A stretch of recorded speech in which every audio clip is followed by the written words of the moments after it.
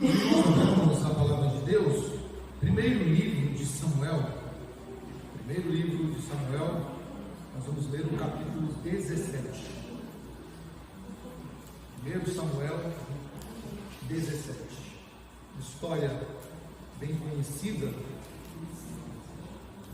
no nosso meio, mas vamos aprender aqui algumas coisas acerca desse texto. 1 Samuel 17, do versículo 1 ao versículo 11.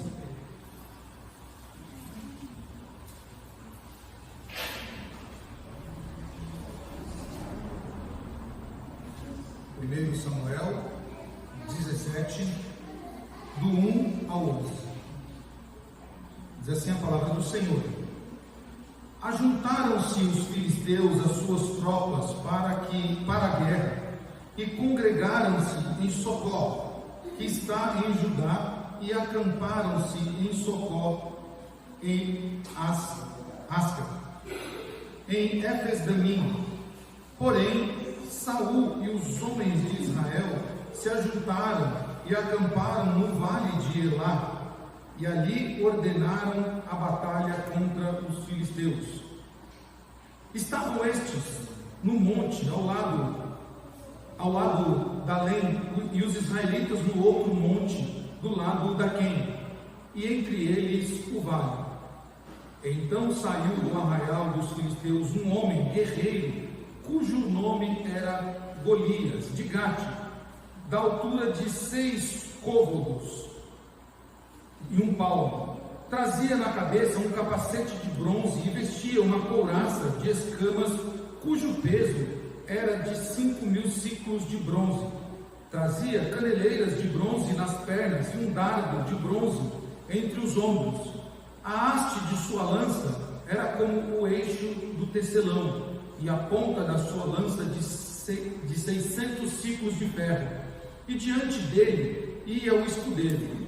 Parou, clamou às tropas de Israel e disse-lhes: Para que saís, formando-vos em linha de batalha? Não sou eu filisteu e vós servos de Saul? Escolhei dentre vós um homem que desça contra mim. Se ele puder pelejar comigo e me ferir, seremos vossos servos. Porém, se eu o vencer e o ferir, então sereis vossos servos e nos servireis. Disse mais o filisteu: Hoje afronto as tropas de Israel. Dai-me um homem, para que ambos pelejemos. Ouvindo Saul e todo Israel estas palavras do filisteu, espantaram-se e temeram muito. Oremos mais uma vez, meus irmãos. Senhor, eis a tua palavra, que é viva e eficaz e mais penetrante do que espada alguma de 2 gumes. Ela é a tua palavra, Senhor, que nos exorta, que nos ensina, que nos edifica e que nos conduz ao Evangelho de Cristo. Senhor, abre os nossos ouvidos para que possamos ouvir a tua palavra. E ouvindo a tua palavra, Senhor, ela desça ao nosso coração, para que possamos aplicá-la em nossas vidas e o teu nome seja glorificado. Oramos com gratidão em nome de Jesus. Amém. Meus irmãos, o título dessa mensagem, nós queremos tratar que Deus está na guerra, não temas. Deus está na guerra, não temas. Quando falamos de uma guerra, quando ouvimos falar de alguma guerra que se iniciou, ou quando nós estudamos sobre as guerras, seja elas quais forem, ao longo da história, a primeira coisa que os exércitos fazem é a intimidação do oponente. Antes de o primeiro disparo, a primeira lança ser arremessada, a primeira flecha ser atirada, antes de qualquer coisa é a intimidação. E um exemplo disso, meus irmãos, é bate-boca de pessoas. Antes de alguém brigar fisicamente, o que acontece? A intimidação. Não vem não, senão eu vou te bater. Não vem, não dá um passo. Não vem até aqui não. Você é isso, você é aquilo. Isso faz parte das batalhas ao longo da história. Primeiro vem a intimidação e depois então vem todo o arsenal de guerra. Tentar desestabilizar o inimigo faz com que uma parte da batalha seja vencida antecipadamente. Isso é uma estratégia muito usada. Por quê? Um soldado estremecido mentalmente, ele não vai ter êxito no conflito. Então é uma estratégia muito usada ao longo de todos os tempos. O deboche, as narrativas, o menosprezo e outros elementos que se usam são estratégias para enfraquecer mentalmente o oponente, e depois ele não vai ter condição de exercer o seu equipamento de guerra, porque ele vai estar o quê? Trêmulo, ele vai estar abalado na sua parte cognitiva. Em nossa vida, irmãos, continuamente, ou seja, todos os dias, nos defrontamos com desafios, com problemas, com dificuldades, com lutas, com obstáculos. E esses obstáculos, às vezes, essas lutas, parecem que são grandes demais para serem vencidos por nós. Quando nos defrontamos com essas batalhas da vida, esses obstáculos, com esse tipo de circunstância, a forma como nós reagimos vai determinar a diferença entre a vitória e a derrota. A forma como nós vamos reagir diante de uma grande batalha, de um grande oponente, vai determinar se vamos ter vitória ou se vamos ter derrota. E para isso precisamos então, diante das batalhas da vida e diante da grande batalha, estarmos bem mentalmente, estarmos com a nossa mente focada na batalha e na guerra. E é interessante que, diante de situações adversas, sejam elas quais forem, a reação é diversa. Uns reagem com muito medo e travam ali diante do obstáculo, recuam, não conseguem mais seguir à frente na batalha, ficam paralisados, estagnados, e eles já não vislumbram mais nada e se entregam facilmente. Outros olham para o tamanho do obstáculo e dizem: é muito grande para mim, eu não vou conseguir vencer isso, se esquecendo de que Deus é com eles, e então eles se acovardam e não alcançam vitória no meio da adversidade. Meus irmãos, o texto que nós acabamos de ler, o texto de Samuel 17, 1 Samuel 17, nos mostra aqui um cenário de medo, temor, transtorno dissociativo. Esse transtorno dissociativo é quando uma pessoa, diante de uma situação adversa, muito grande, ela trava, ela para, ela não consegue mais dar um passo. Para você ter uma ideia do que é um quadro dissociativo, aquele filme de terror, quando a moça ou a personagem vê um bicho, vê um monstro, e ela não consegue mais abrir a porta, não consegue mais dar partida no carro, não consegue mais correr, fica ali parado. Isso é o quadro dissociativo. Então, esse texto de Samuel nos mostra uma situação como esta, uma situação caótica, de frente de um inimigo que ainda não lançou nenhuma lança, ainda não deu um passo para a batalha, mas ele já está ganhando a guerra, porque ele já está entrando na mente dos soldados israelitas, debochando deles, zombando deles, trazendo terror e temor diante da situação que está ali formada.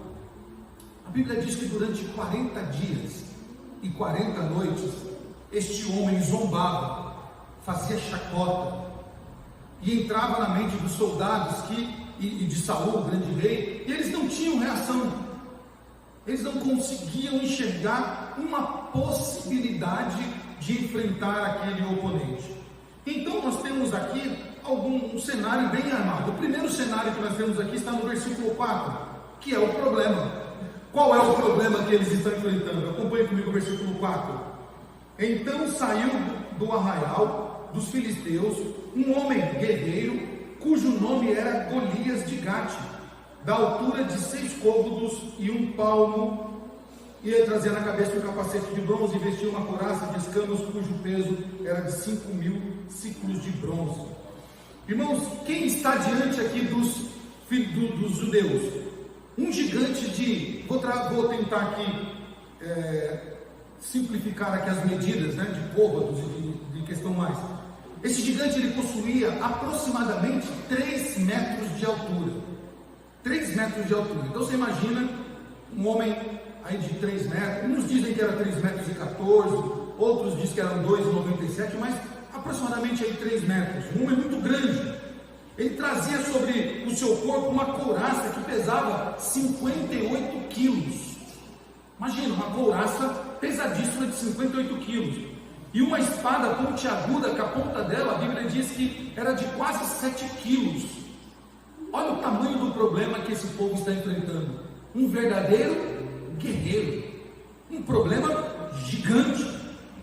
E este homem, além de ter toda essa indumentária, ter uma altura e estar bem vestido para a guerra, este homem, este guerreiro, é um zombador nato. Segundo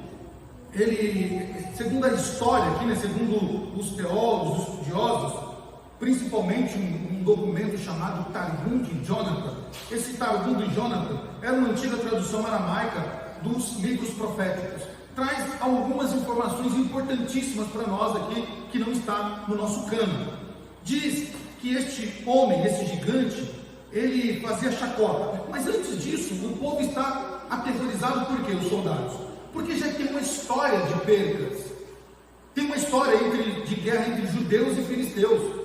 E essa história, né, ela é lembrada ali diante da batalha, porque desde a derrota de Ebenezer, lembra a derrota de Ebenezer? Por volta lá de 1050 antes de Cristo, quando os filisteus vieram ali em Ebenezer, vieram ali em Siló, mataram os judeus e levaram a arca da aliança, levaram a arca do Senhor para o templo de Dagon.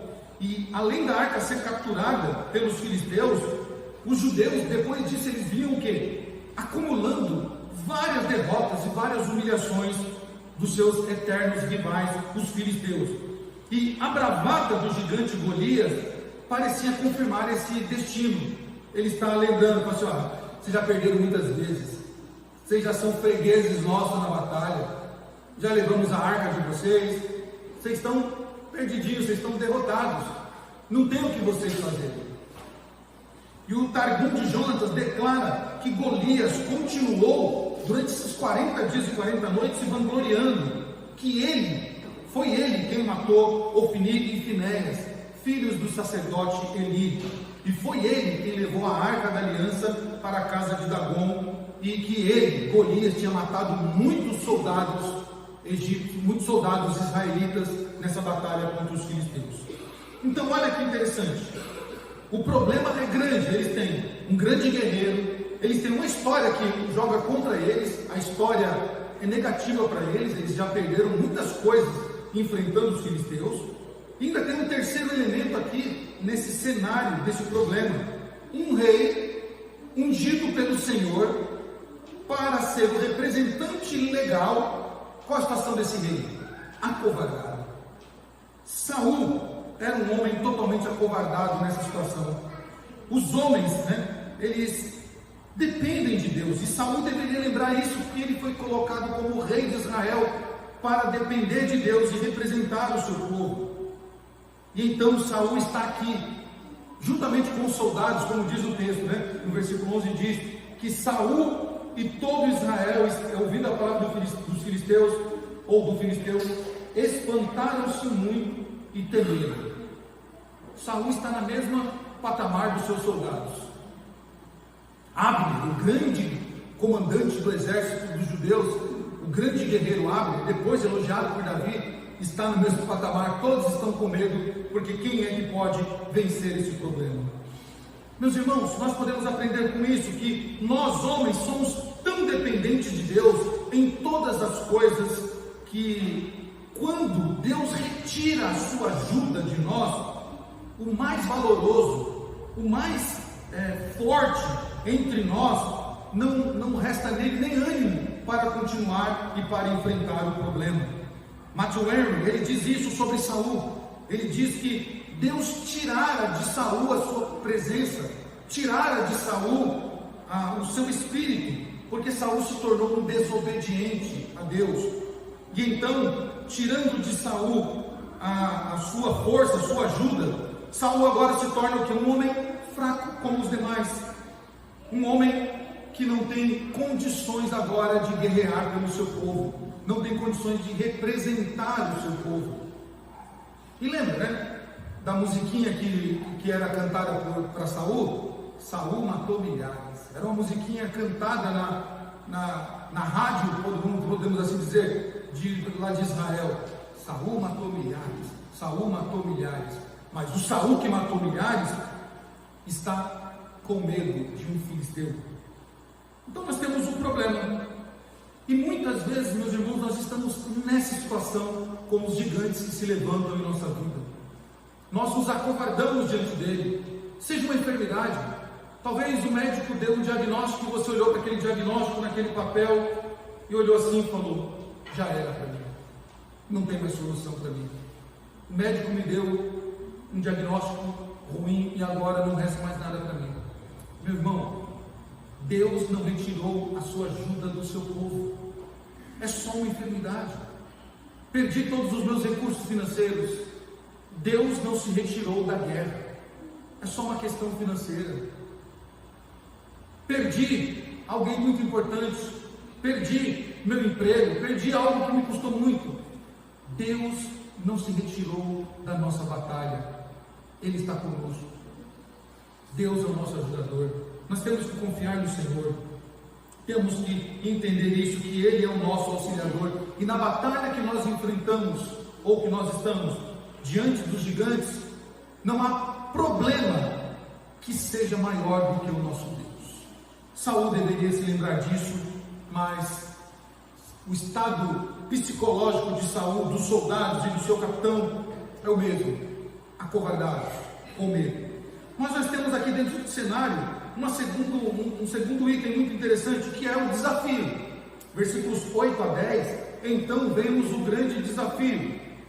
Diz o texto: o filisteu parou, chamou as tropas de Israel e disse-lhes: para que saís, formando-vos em linha de batalha? Não sou eu filisteu e vós servos de Saul? Escolhei dentre vós um homem que desça contra mim.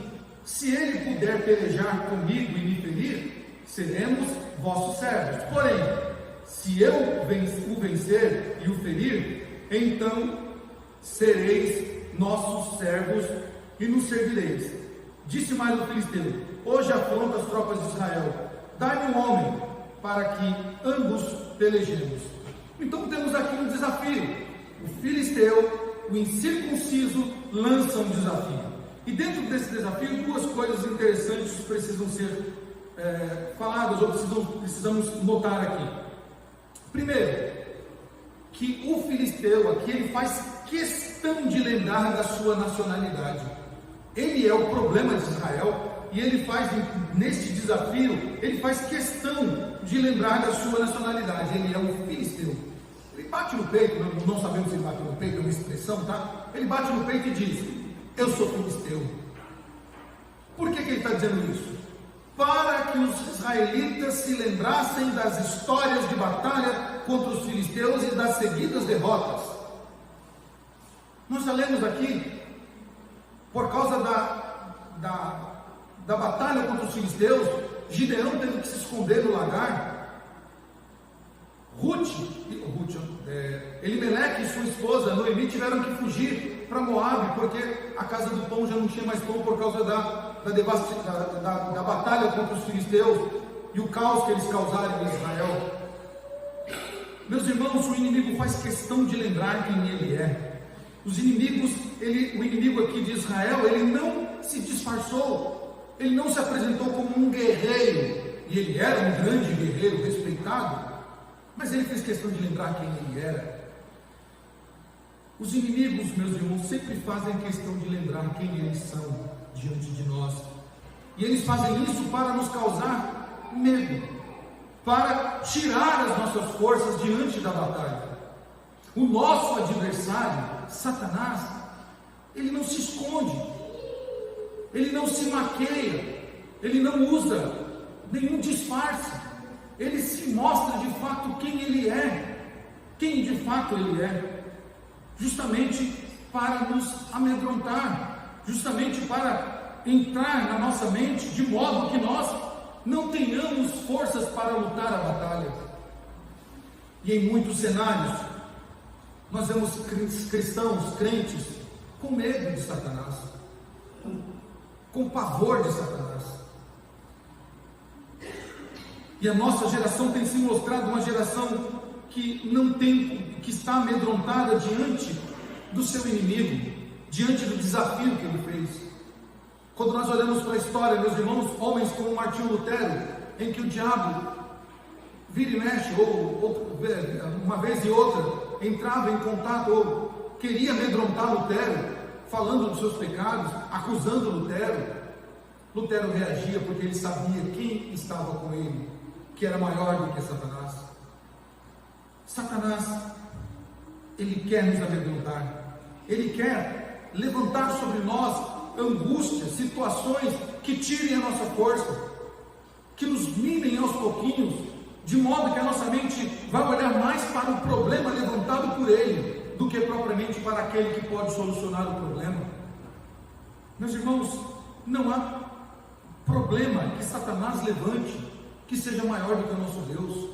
Não há nada que Satanás possa fazer que seja maior do que a ação de Deus em nossa vida. Deus está na batalha. Não tema. Não importa a batalha que você esteja vivendo neste momento. Não importa o gigante que Satanás enviou para a sua vida para te amedrontar. Lembre-se, Deus está na batalha. Não tenha medo. Segunda coisa importante aqui que nós vemos desse desafio é que o gigante aqui, ele confia na sua superioridade, tá? Bem como na sua força. O gigante, ele está desafiando Israel para um combate e chega a propor, inclusive nesse desafio, a entrega dos seus homens à escravidão. Ele está muito confiante, porque ele é grande. Saul, que é o mais alto de Israel, é pequeno diante dele. Ele está bem armado, suas couraças, suas espadas são bem afiadas e com bastante peso.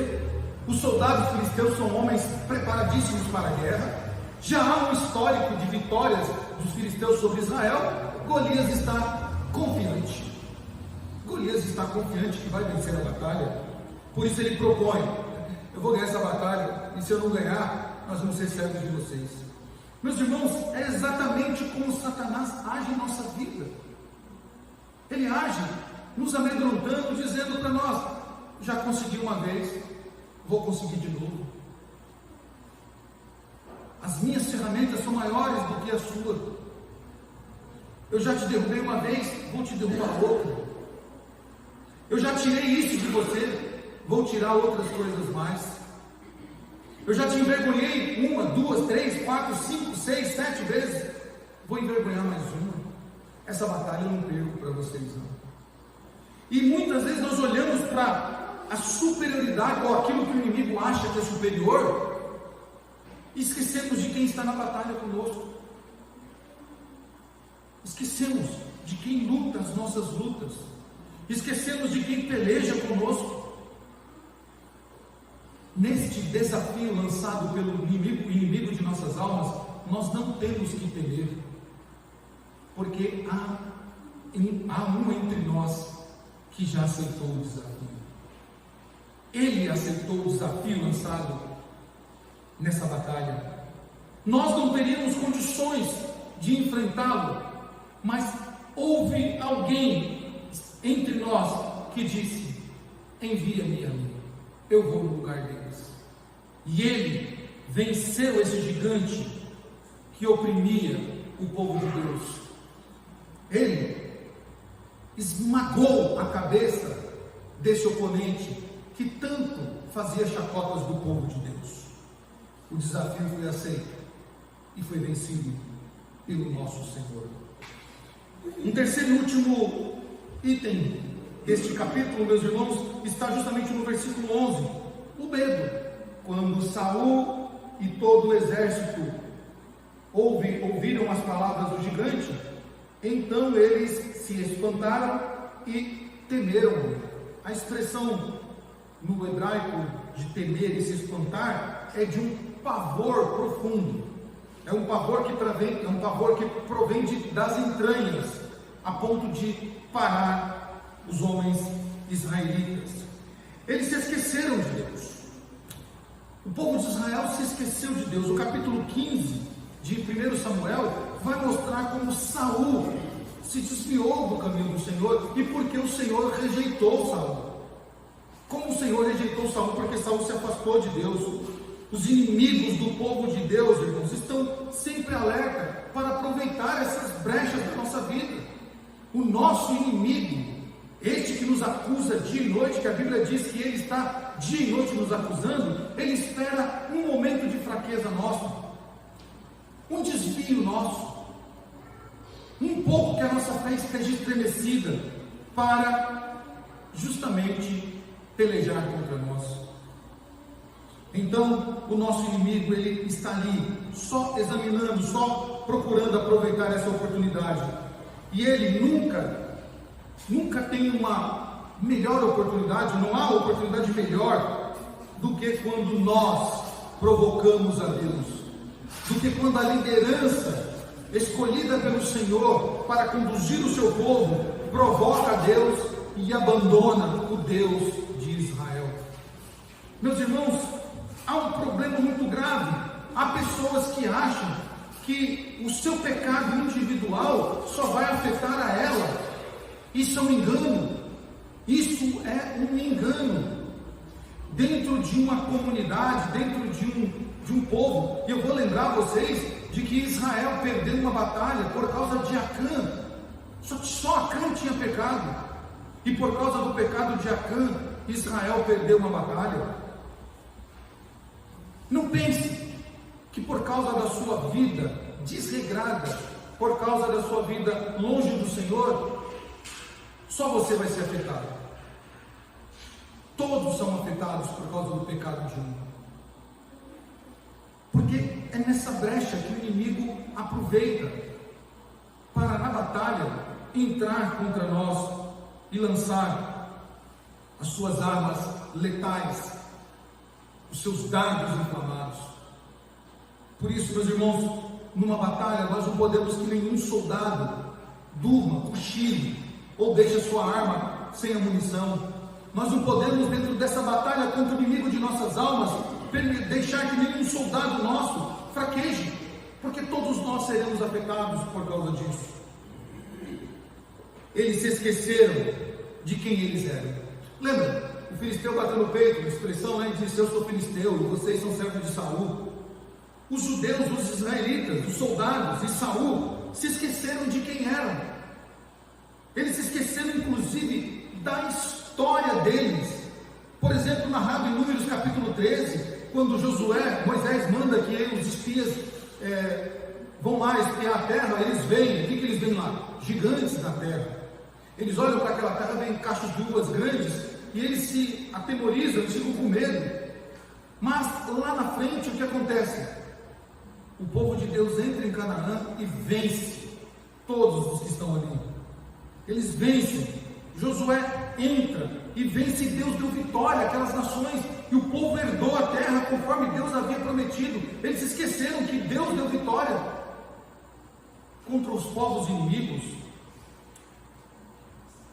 Porém, há algo muito interessante nessa batalha do povo de Israel contra os povos de Canaã, narrado no livro de Juízes, que acaba encaixando, ou esta falha cometida pela liderança de Israel quando entrou em Canaã, acabou culminando nessa história aqui. Quando eles entram em Canaã, eles derrotaram vários povos, mas houve uma falha cometida pelo exército. Eu quero que você leia comigo, por gentileza, Josué capítulo 11. Josué capítulo 11, versículos 21 e 22. Josué capítulo 11, versículo 21 e 22 do capítulo 11. Diz assim a palavra do Senhor: naquele tempo veio Josué e eliminou os anaquins da região montanhosa de Hebrom, de Débir, de Anabe e de todas as montanhas de Judá e de todas as montanhas de Israel. Josué os destruiu totalmente com as suas cidades. Nenhum dos anaquins sobreviveu na terra dos filhos de Israel. Somente em Gaza, em Gate e em Asdod alguns subsistiram. Olha o problema. Deus tinha dito que eles tinham que entrar na terra e expulsar todos os moradores que estavam ali. Mas em Asdod, em Gaza, sobraram alguns. E esse alguns que sobraram estão aqui, os filisteus, liderados pelo seu representante gigante Golias. Por isso, meus irmãos, nós não podemos desobedecer a ordem de Deus, porque todo o povo de Deus é afetado por causa de uma desobediência. Eles esqueceram da sua identidade, de quem eles eram. Esqueceram de quem peleja por eles. Saul se demonstrou um homem incrédulo. Ele não se lembrou de Deus no momento da sua dificuldade, no momento em que Israel precisava da sua liderança.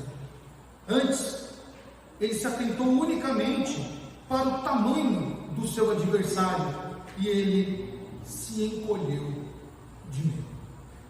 O representante do povo de Deus, aquele que foi chamado para liderar o povo de Deus, aquele que Deus colocou como seu líder para o representar, para ir à frente das batalhas, agora ele olha para o tamanho do gigante e ele se esquece que Deus estaria na batalha com eles. E então ele se encolhe com medo. Mas ainda, o medo, falando ainda do medo, Golias aqui, ele usando as suas estratégias psicológicas, ele faz com que os soldados de Israel e o seu rei acreditem na zombaria que por 40 dias e 40 noites esse incircunciso fazia. Meus irmãos, nós não podemos nos esquecer nunca que Deus está na batalha conosco. Nós não estamos em nenhuma guerra sozinhos. Saul se equivocou. Saul errou como líder, como representante. A sua covardia foi transmitida aos seus soldados. Aquilo que ele acreditou partindo de um incircunciso fez com que todos os seus soldados também acreditassem na vitória de Golias. Concluindo, irmãos, Golias representa para nós então o nosso grande inimigo, aquele que é o grande inimigo do homem e o opositor de Deus, o diabo. É ele quem está todos os dias ao nosso redor, bradando como um leão, procurando a quem tragar. É ele quem todos os dias zomba da nossa posição de guerra. É ele que zomba todo dia, fazendo gracejos, dizendo que vai nos vencer.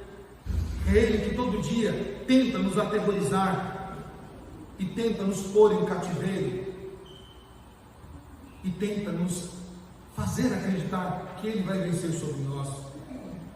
O tamanho impactante desse Golias, desse soldado, simboliza o grande poder natural que Satanás tem em relação ao poder do homem. Nós temos um adversário sagaz, sabemos da força que ele tem, mas nós não podemos esquecer de quem está conosco. Lutero, de novo, entendeu muito bem isso quando Lutero diz que Satanás, embora fosse um grande opositor, fosse um grande combatente, ele era um cachorro na coleira de Deus. Ou seja, Lutero diz: Satanás, ele está rendido pelo nosso Senhor. As armaduras de guerra de Saul nos mostram que os recursos naturais da carne e do sangue não podem vencer Satanás. Quando ninguém dos soldados ali quis ir para a guerra, então Deus levantou um jovem, um menino, na sua adolescência ainda, e este menino, na sua adolescência, faz o quê? Olha para aquela zombaria que ele está vendo. Ele foi ali para levar comida para os seus irmãos, ele olha aquela zombaria e ele, no mesmo momento, ele identifica o opositor e ele sabe quem está com ele e diz: quem é esse incircunciso que afronta o exército do Deus vivo? Davi, este menino levantado por Deus, não olhou para o tamanho do gigante, não olhou para a armadura de guerra do gigante, mas ele entendeu que Deus era com o seu povo, de que aquele exército não era o exército de Saul, mas era o exército de Deus, e que Golias não estava zombando de Saul e nem dos seu capitão Abner e nem dos soldados, mas Golias estava zombando de Deus. Então ele aceita o desafio, vai para a guerra. E quando quiseram colocar sobre o jovenzinho Davi as armaduras de Saul, não deu certo, porque justamente, meus irmãos, não são com recursos naturais que nós vamos vencer o nosso oponente. Não é com a nossa força, não é com as nossas armas, até porque a Bíblia diz que as nossas armas não são carnais, mas são espirituais do Senhor. Em Efésios 6, Paulo diz com que nós temos que combater, qual é a nossa armadura. A nossa armadura é espiritual. E então, Davi, revestido pelo poder de Deus, ciente de que Deus está na guerra com ele, ele aceita o desafio. Ele aceita o desafio proposto pelo gigante incircunciso. Vai à guerra. E aquele gigante estava ali, naquela batalha, olhando para Davi, debochando de Davi, falando assim: pera lá, vocês, homens de guerra, não querem guerrear comigo, vocês mandam um moleque para guerrear comigo? Por acaso eu sou um cachorro para vocês fazerem isso? Por acaso vocês estão zombando de mim? E então Davi, ciente daquilo, Davi já tinha dito para o rei: rei, Deus é comigo, pastoreando as ovelhas do meu pai, um urso e um leão tentaram devorá-las, mas o Senhor me deu vitória sobre o urso e o leão. E olha agora a ousadia de Davi: assim como eu venci o urso e o leão, assim o Senhor vai dar vitória ao seu povo, derrotando esse circunciso que quer humilhar o exército de Deus vivo. Meus irmãos, este inimigo que está no campo de batalha, debochando do povo de Deus, propondo um desafio, ele já é um derrotado, porque o desafio foi aceito por Jesus Cristo, o nosso Davi. Só ele, o nosso Davi, era capaz de derrotar esse gigante insolente e acusador.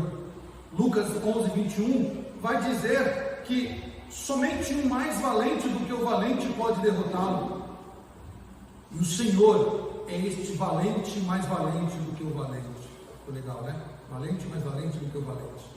Só o Senhor tem mais forças do que este guerreiro. E ele, então, nos representando no campo de batalha, derrotou este inimigo que estava ao nosso derredor, querendo nos tragar. Meus irmãos, com isso nós podemos aprender aqui coisas básicas e simples para aplicarmos em nossa vida. Primeiro, devemos confiar em Cristo e saber que cada problema é uma oportunidade para que nós mostremos a glória de Deus. Cada problema da nossa vida, cada gigante que se levanta na nossa vida, é uma oportunidade que temos de mostrar a glória de Deus. Os problemas da nossa vida se levantam, alguns já passaram, outros estão se levantando hoje, e possivelmente amanhã outros se levantarão. Talvez você esteja enfrentando um grande gigante nesse momento, da enfermidade, da perda, da crise financeira, do abandono, do sentimento que não foi resolvido. Talvez você esteja com um gigante no campo de batalha e você está com medo de enfrentá-lo, você está se esquecendo de quem você é e de quem está com você nessa batalha. Mas nós temos que lembrar, meus irmãos, que as nossas armas, segundo Paulo, em capítulo 10 de Coríntios, de 2 Coríntios, diz que as nossas armas, elas não são carnais, não é com a nossa força que nós vamos vencer, não são com as nossas habilidades que nós vamos vencer. O Senhor está na batalha, não temas. Entenda isso então. O problema que você está vivendo, esse gigante que você está vivendo, é uma oportunidade para que a glória de Deus seja manifesta. Segundo, diante desse gigante da nossa vida, nós não devemos nos mostrar fracos. Devemos enfrentar esse gigante da nossa vida, mostrando que a nossa força está no Senhor e que não virá de nós essa força. Provérbios capítulo 24 diz isso, que a nossa força não vem de nós, mas é do Senhor. Jeremias 17,5 diz o quê? maldito o homem que confia no homem e faz de si o seu braço. Então, irmãos, não vem de nós a nossa força. Nós estamos numa batalha, numa grande batalha, e nós vamos enfrentar este inimigo, mas é em nome do Senhor.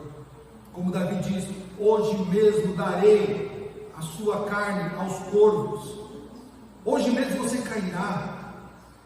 Hoje mesmo você cairá. E notem que aquele gigante tão opressor, tão cheio de gracinha, com tantas narrativas, bastou uma pedrinha para derrubá-lo. Eu vou repetir: o grande gigante, 40 dias e 40 noites, caçoando no povo de Deus, fazendo gracejos, fazendo com que o rei e os soldados e o exército ficassem com medo. Bastou uma pedrinha. Sabe o que significa? Que este problema que te afronta, este problema que tem tirado a sua paz, não é tão grande assim para que Deus mova somente uma pedrinha para derrubar. Deus não precisa mover céus e terras, basta uma pedrinha. Um homem no Evangelho narra que um homem, de um certo tempo, enfrentou uma grande batalha, um grande gigante. O seu servo, porque ele tinha muito carinho, estava enfermo, e ele disse: Senhor, meu servo está quase morrendo, tem misericórdia, eu sei que se o Senhor for lá, ele vai ficar curado. E aí Jesus fala: vamos lá então. Não precisa ir, eu sei que o Senhor é tão poderoso que basta uma palavra do Senhor e o meu servo ficará curado.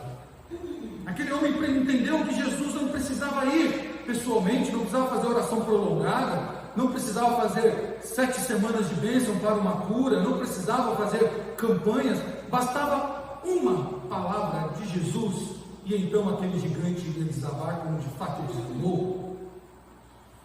Meus irmãos, precisamos resistir o diabo. Precisamos, neste campo de batalha, resisti-lo, porque a Bíblia diz que, resistindo ele fugirá de nós. Mas lembremos, não pela nossa força, mas pela força do Senhor. Creia que na cruz, Cristo venceu aquele que nos desafiava, aquele que fazia chacota do povo de Deus. Colossenses capítulo 2 mostra isso. Te convido a ler Colossenses capítulo 2, vai nos mostrar que a nossa vitória já foi ganha pelo nosso Davi, pelo nosso Senhor, que, aceitando o desafio, venceu este gigante que nos atormentava, este gigante que tanto oprimia o povo de Deus. Versículo 15 do capítulo 2 de Colossenses diz: e despojando os principados e as potestades, publicamente os expôs ao desprezo, triunfando deles na cruz. Irmãos, nós já vencemos a batalha já foi vencida, nós já não temos que nos preocupar com esse gigante, porque Cristo venceu e a expôs à humilhação este adversário. Essa batalha já está ganha, ela já foi vencida, então nós não temos que nos atormentar ou temer. Mas olha o que diz Hebreus capítulo 2, ainda é muito mais glorioso, capítulo 2, versículos 14 e 15, olha bem o que diz a palavra do Senhor: visto, pois, que os filhos têm participação comum de carne e de sangue, destes também,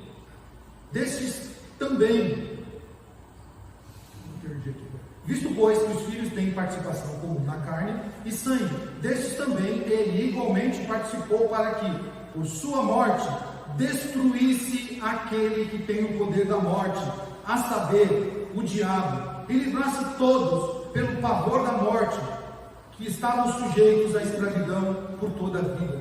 Meus irmãos, o nosso inimigo caiu, o nosso inimigo já está no chão, ele já está desfalecido, porque Jesus venceu esse inimigo que tanto fazia chacota conosco.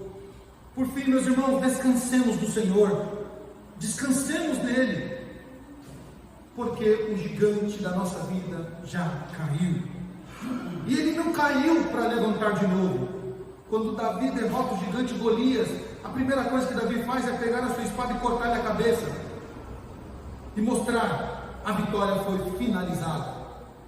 Foi finalizada.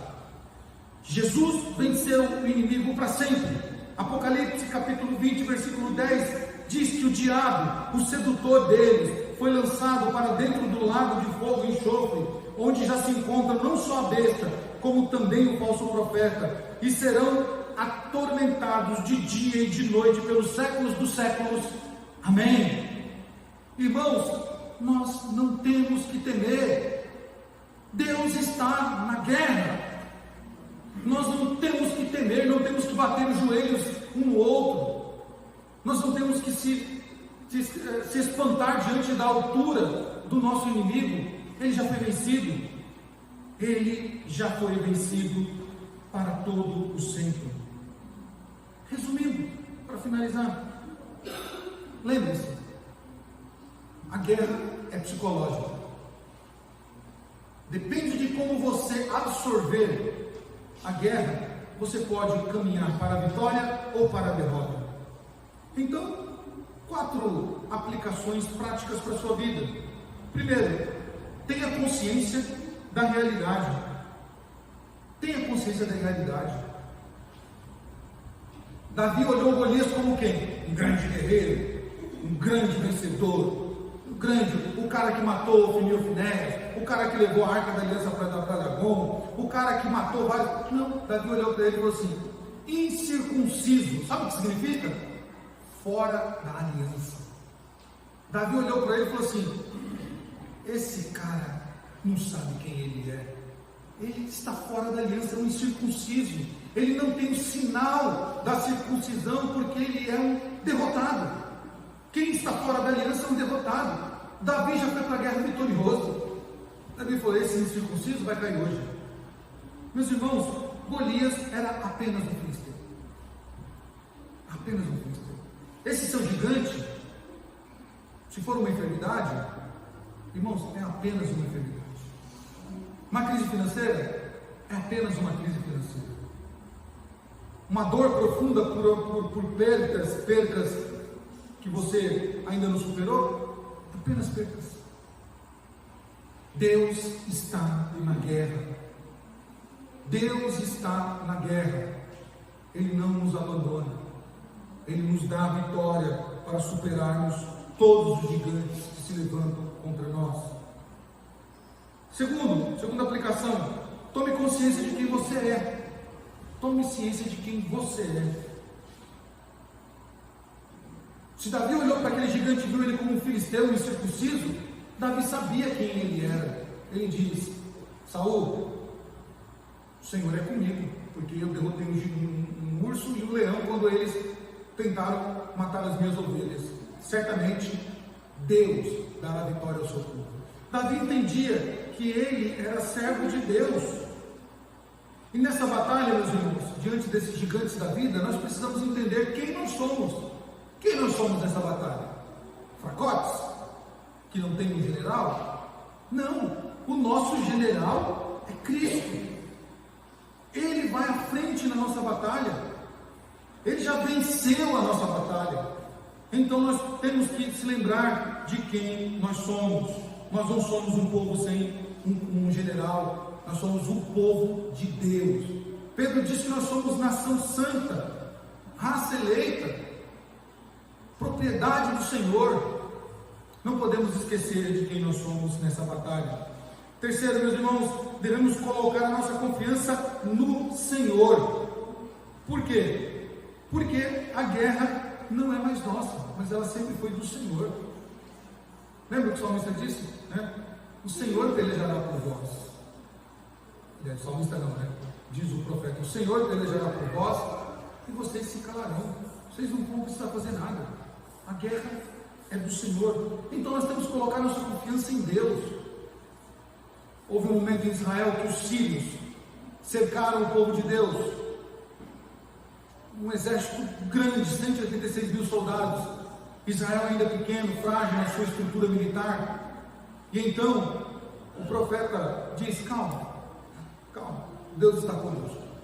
Irmãos, não precisou de muita coisa, precisou somente de música, só de música. E enquanto as trombetas tocavam, os próprios inimigos se matavam, uma espada contra a outra. E naquela noite 186 mil caíram diante de Deus, porque eles não estavam afrontando o exército de Israel, mas estavam afrontando Deus. Então tenha confiança em Deus, confie no Senhor. E por fim, meus irmãos, neste desafio que nós temos na vida, ou os desafios que nós temos na vida, Satanás, o nosso adversário, este gigante que se apresenta diariamente, ele vai usar dos nossos sentidos físicos, que são os olhos, os ouvidos, né, chamadas janelas da alma. Já que ele não pode entrar na nossa mente, ele vai usar então os nossos sentidos físicos para nos atormentar, para nos amedrontar. E nós não devemos permitir que ele nos intimida com seus gracejos e com suas mentiras e narrativas. Estamos numa batalha, meus irmãos, mas essa batalha nós precisamos entender que ela já foi vencida. E como ela já foi vencida, eu não tenho que ficar dando ouvidos para este acusador. Mas eu posso dizer, o Senhor já venceu comigo. Como Lutero, em um dos seus escritos, diz que quando Satanás o acusava, ele diz: escreva aí, o sangue de Jesus me purificou de todos os pecados. E assim deve ser o nosso enfrentamento com esse adversário. Cristo já venceu por nós. Nós não precisamos fazer shows pirotécnicos para enfrentar o nosso inimigo, nós não precisamos de campanhas eternas para vencer o nosso inimigo. Basta lembrarmos de quem somos, basta lembrarmos que somos povo de Deus, basta lembrar que temos um general à nossa frente e que as nossas batalhas são batalhas do Senhor e que Ele já venceu por nós. O Senhor aceitou o desafio contra o inimigo e o venceu.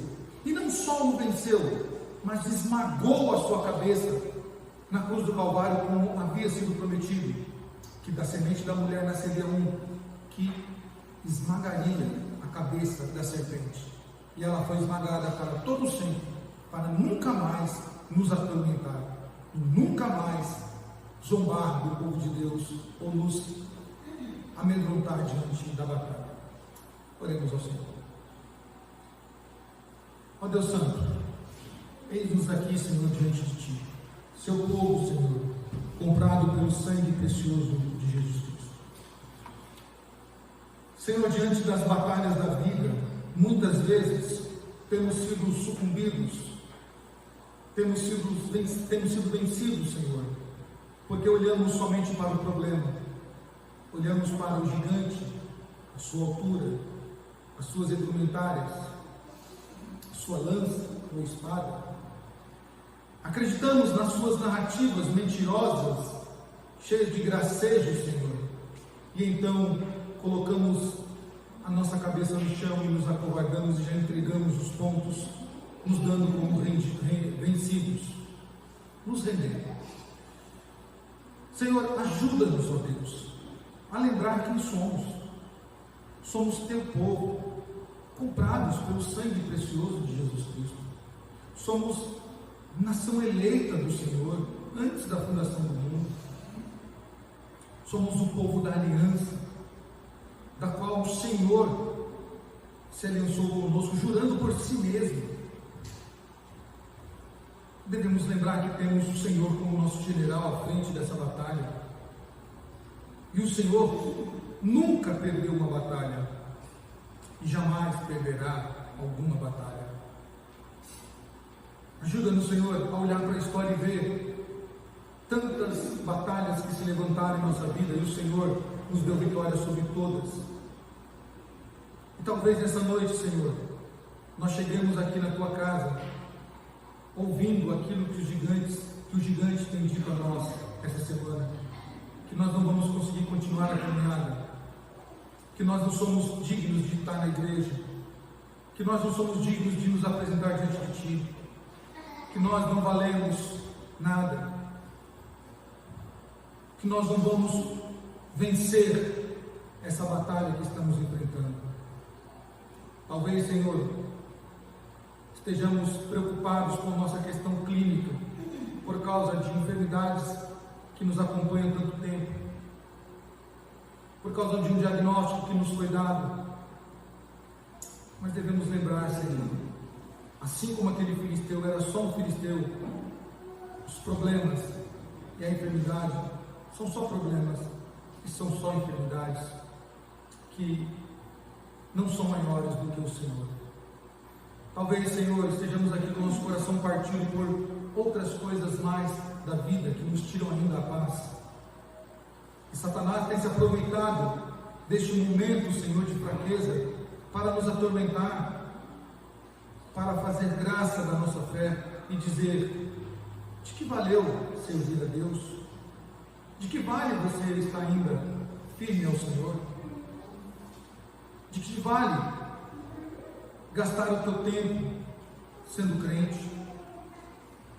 De que adianta você dizer que é servo de Deus e estar com a vida toda desse jeito? Senhor, nosso adversário, ele é cruel, ele é ousado e se aproveita dos momentos de fraqueza da nossa vida para nos desestabilizar. Ajuda-nos, ó Senhor, a entender e a nunca nos esquecer de que nesta guerra nós não estamos só, o Senhor está conosco, por isso nós não devemos temer. Dá-nos vitória, Senhor, e nos ajude a não nos esquecer do Senhor em tempo algum, pois assim, e somente assim, seremos vencedores diante de todas as batalhas e todas as circunstâncias que se levantam nessa vida, por causa da força do Senhor em nós.